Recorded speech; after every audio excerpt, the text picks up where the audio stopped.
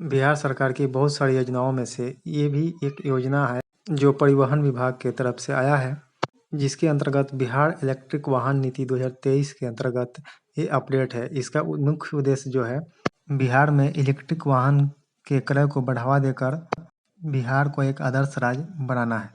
Electric वाहन charging station की सुलभ आधारभूत संरचना विकसित करना, राज्य में इलेक्ट्रिक गतिशीलता एवं विकास के लिए स्टार्टअप और निवेश को प्रोत्साहित करना, वायु प्रदूषण में कमी कर वातावरण की गुणवत्ता में सुधार लाना।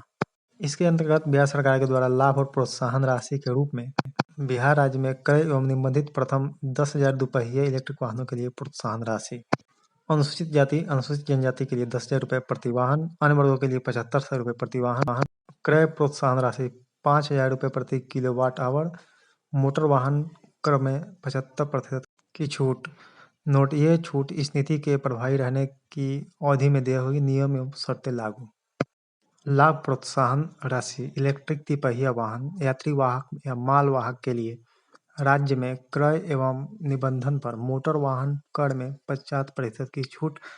इलेक्ट्रिक 4 पहिया वाहन, 4 पहियों के लिए क्रय प्रोत्साहन राशि 10,000 रुपये प्रति kWh।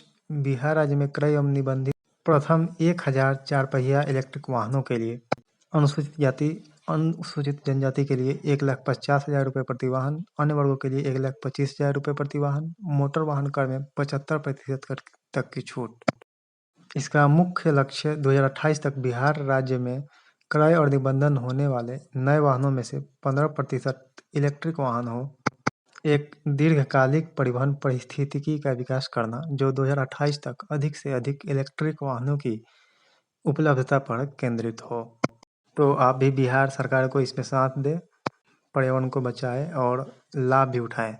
अपडेट अच्छा लगा वीडियो को लाइक करें, चैनल को सब्सक्राइब करें, जिससे सभी अपडेट आपको मिलते रहे। धन्यवाद।